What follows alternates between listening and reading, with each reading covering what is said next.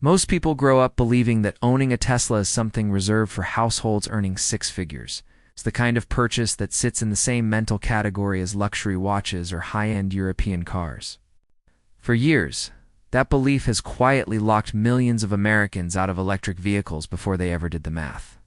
When the price of entry feels like $40,000 or more, most drivers never even consider the possibility. They assume EVs are not meant for them, not meant for retirees on fixed incomes, not meant for working families watching every monthly expense. But that assumption is now being challenged in a way that could fundamentally reshape how Americans think about transportation. According to leaked internal engineering targets, Tesla's next affordable vehicle, internally referred to as Project Redwood, is being designed around a shockingly low MSRP target of $12,749 at the dealership. That number is not a marketing fantasy or a speculative headline designed to pull clicks. It is reportedly the cost Tesla's own teams are engineering toward, before incentives, before fuel savings, and before the long-term cost advantages of electric ownership are even factored in. Once you step back and look at the full ownership picture, the implications become even more dramatic. When state-level incentives, reduced fuel spending, and lower maintenance costs are spread across several years of use, the effective cost of owning this car can drop far below the sticker price.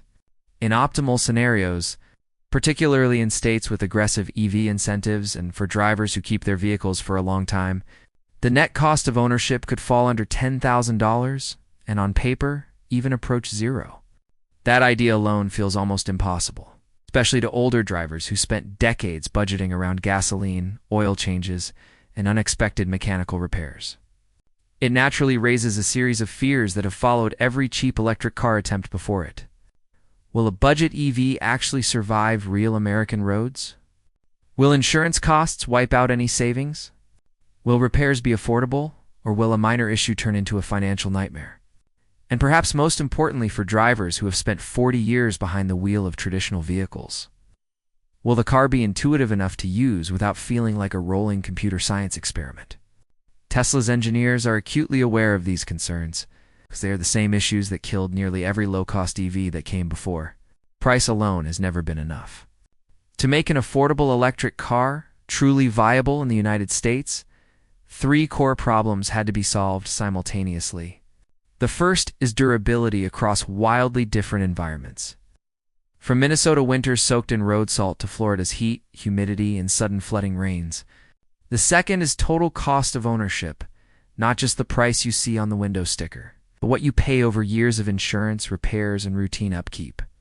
The third is daily usability, especially for drivers who simply want reliable transportation. It's not a gadget that requires constant learning and adaptation.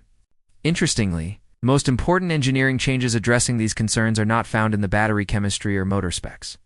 They are found underneath the car, in the hidden areas most buyers never think about, where water, salt, and corrosion quietly destroy vehicles year after year.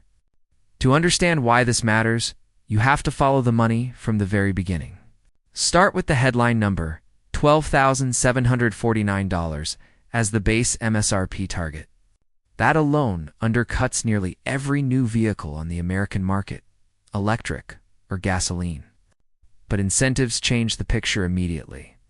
State and regional EV rebates vary widely. California, for example, can offer between $2,000 and $7,000 in combined state and local incentives, depending on income and location. Colorado offers around $5,000. Even states like Texas and Florida, which are not known for aggressive EV policy, can offer between $1,000 and $3,000 through local programs or utility incentives. In a high-incentive state, is it realistic for a buyer to capture roughly $5,000 right away? Dropping the out-of-pocket purchase cost to around $7,700. That is before fuel savings enter the equation. Consider a fairly average driving pattern of about 12,000 miles per year, with gasoline priced around $3 per gallon and a typical compact car averaging 25 miles per gallon. A driver spends roughly $1,500 per year on fuel. Over 7 years, that adds up to more than $10,000 just to keep the tank full. Switch to an electric vehicle charged primarily at home. paying roughly 17 cents per kilowatt, and annual energy costs drop to around $600. That is a savings of about $900 every year, or roughly $6,300 over 7 years of ownership. Maintenance tilts the scale even further. Traditional vehicles come with a long list of routine services that quietly drain money year after year. Oil changes, transmission fluid, spark plugs, exhaust components, belts, and a host of wear items tied to internal combustion. Electric vehicles eliminate most of these entirely. Average maintenance costs for EVs hover around $200 per year, compared to roughly $800 per year for gasoline vehicles. Over 7 years, that difference amounts to another $4,200 saved.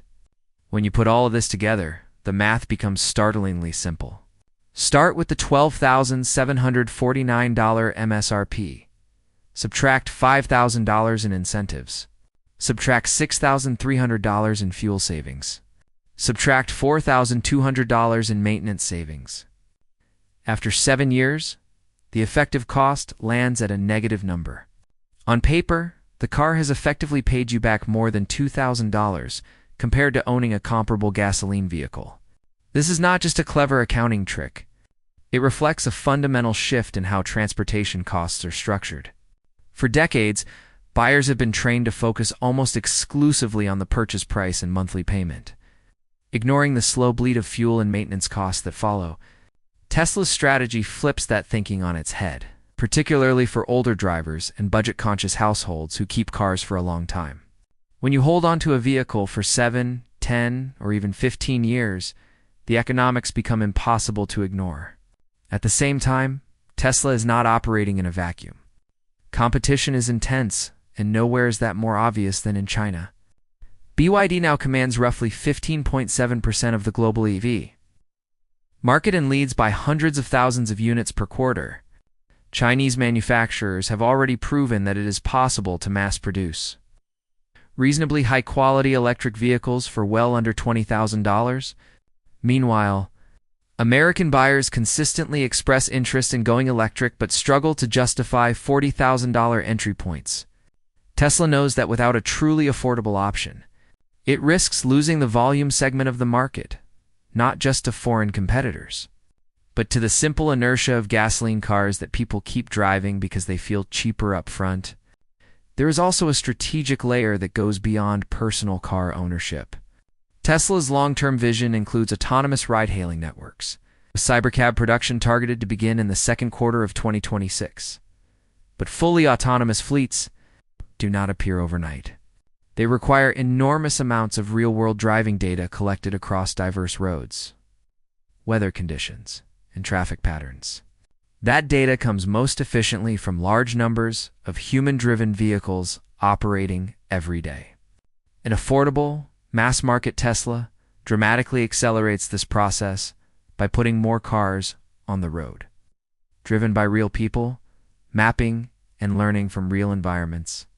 Every delay in launching this entry-level vehicle gives competitors more time to capture mindshare and loyalty at the bottom of the market. This is not just about selling one cheap car. It is about controlling the gateway into electric mobility for the next decade. Whoever wins the budget segment wins the volume game, and volume ultimately shapes infrastructure, software ecosystems, and long-term dominance. Still, none of this matters if the car cannot survive. Durability is the silent killer of cheap vehicles, especially in the United States. Water and corrosion destroy more cars than battery failures ever will. Over 40% of Americans live within 50 miles of a coastline or in regions where roads are salted for 3 to 5 months every year. Salt spray, brine, runoff, and standing water slowly attack suspension components, wiring harnesses, brake lines, and battery enclosures. Many budget vehicles look fine on the surface but begin to fail underneath after just a few years of exposure. Tesla's engineers reportedly focused heavily on this reality when designing the affordable model. The battery pack and drive units are designed with sealing and structural protection rated for approximately 3 feet of standing water for up to 30 minutes. This is not meant for off-road adventures or extreme conditions. It is meant for real-world scenarios like heavy thunderstorms, flooding city intersections. To put that in perspective, average urban curbs are 6 to 8 inches high. Flood warnings typically become dangerous for vehicles at around 12 inches of water. Designing for 3 times that depth covers virtually every urban flooding situation most drivers will ever encounter. Corrosion Protectio.